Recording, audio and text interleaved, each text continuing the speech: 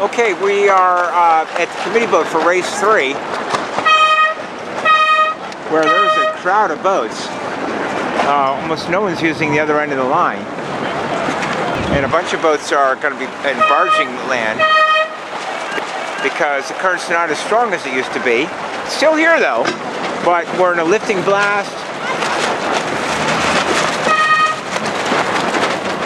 Racing class is in trouble here.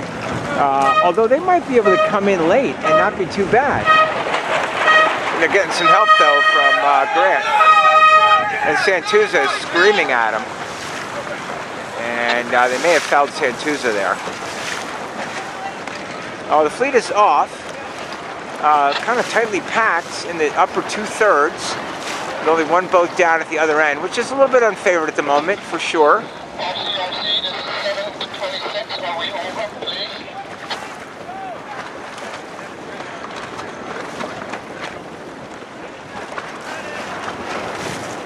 Well, somebody's over, the X flag is up, and I'm not sure the race committee's on the radio.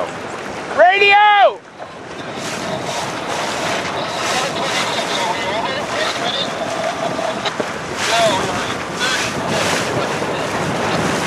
Oh, 3726 was the boat that was over.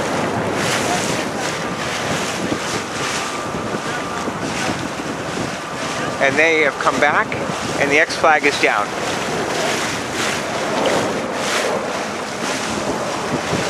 Now 108 is going back, or doing penalty turns. It's like penalty turns.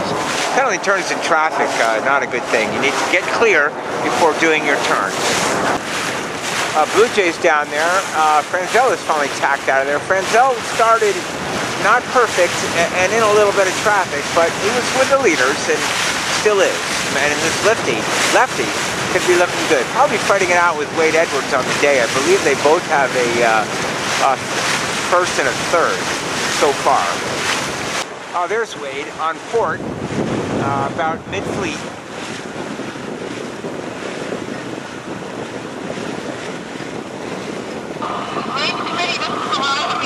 Oh, might have been a foul there. I saw a couple of crash tacks.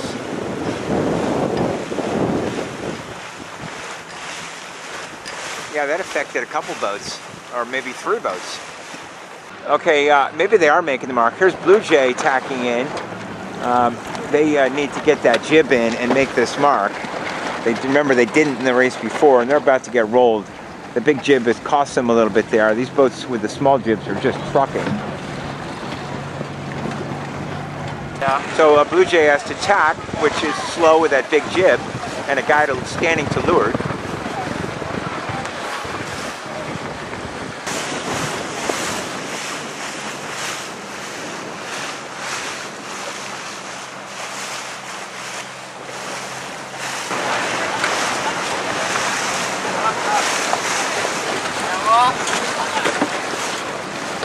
Nice, thank you. Okay, we just passed the spinnaker off. Ooh, wait, nice maneuvering there. Just barely made that.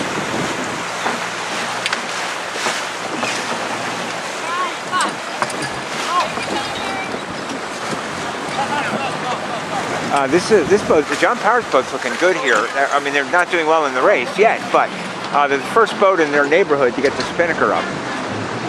The guy's a little late getting back. There it goes, and boom, it's full. And oh, Halyard let go. There's the crewman on the Halyard fighting it, and they're getting that done. Here they just have the sheet let go. Otherwise, they'd be motoring.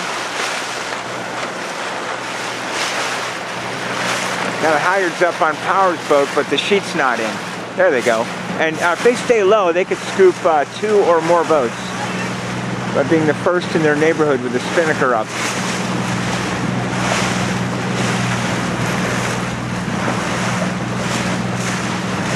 In the middle of race 3, we're seeing the last couple of boats round the leeward mark.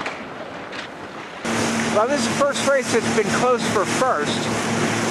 The Rigel rounding first, and Franzel undermanned now with only 4 instead of 5.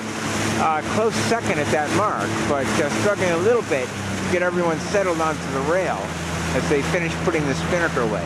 Wow, here's the battle for first, most of the way up the second beat. And Rigel still has Franzel covered pretty solidly there. And in fact, as they put down and over the top of Franzel's going to have to tack out of there. And they do. Boy, it's so much easier to tack with a small jib. But the tack was a little shy. The steering was, now they're finally all the way down to close haul, and Rigel gained on that. And in a little righty blast, Rigel gains a little more. Well, I guess that starboard hitch is long enough to get set up, but they lost some of the distance they had in between. My friends, both boats overstood this a little bit, but Franzel by a tiny bit less, and as such, the gap has closed slightly from first to second. And again, not a lot of time to get this spinnaker pole up and ready, and they are a little late getting the spinnaker out of the cabin.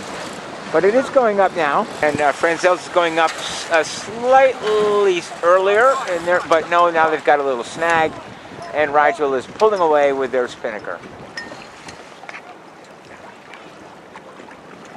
And here come the Genoas in third and fourth with Wade Edwards leading the way. Oh, I don't know if Wade sees the offset.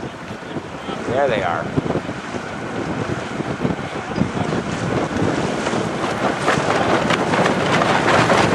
Wow, almost hits the mark with a flailing jib sheet. And now they're a little late getting, both these boats are a little late getting the spinnaker up. Really need to be pre-feeding it around before the offset mark so that it goes up cleaner.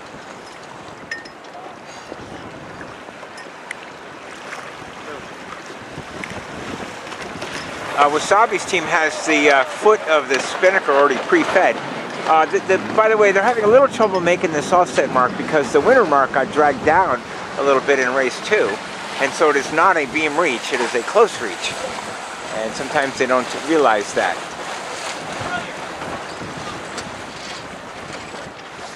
A lot of work to do here though. There's a pole going up.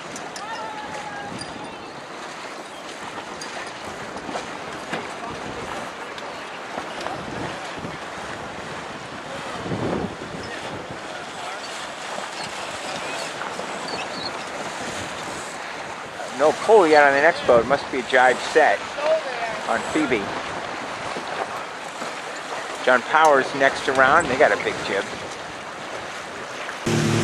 Okay, the leeward mark. Rigel and Ika split, with Rigel rounding just a tiny moment ahead. Well, we'll call it even now, because in fact it appears that Franzel is lifting on starboard. And then he shift will win this race. Meanwhile, Wade, trying to hold pace on the day, is coming in almost simultaneous, or just a little bit behind Blue Jays. Meanwhile, we got 5th, 6th, and 7th coming down, struggling to get their chutes down in time.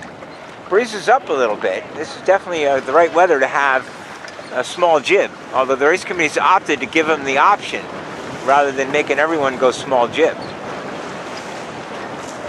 And I think the small jib is the way to go now.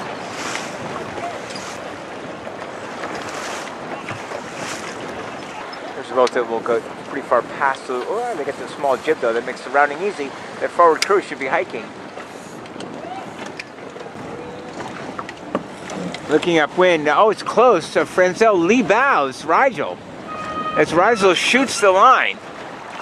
Don't know who got that.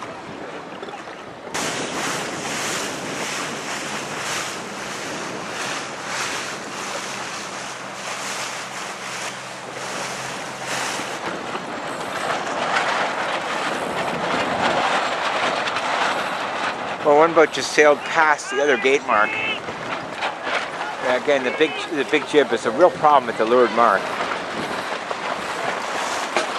There's John Power with a small jib, and if they had the crew on the rail, they would immediately be passing that boat in front.